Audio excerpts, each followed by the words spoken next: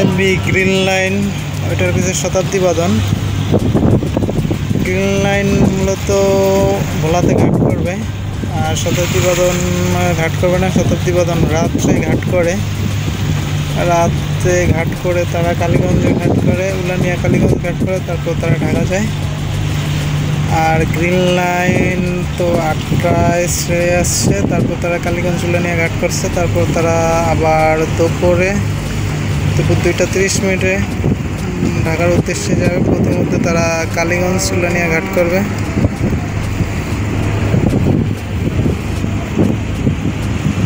Green line 2।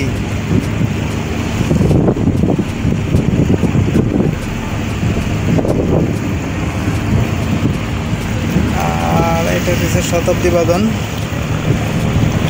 শতাব্দী বাঁধন এই জায়গায় ঘাট করবে না, তারা মূলত এখন হাকিমউদ্দিনে যাওয়ার উদ্দেশ্যে যাবে।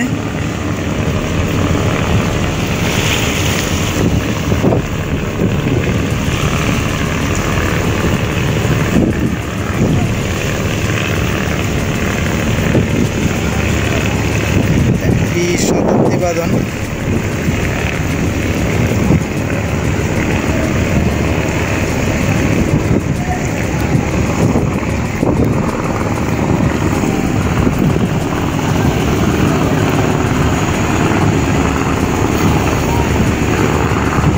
মূলত নদীতে একটু বাতাসও আছে আর নদীর ঢেউও আছে।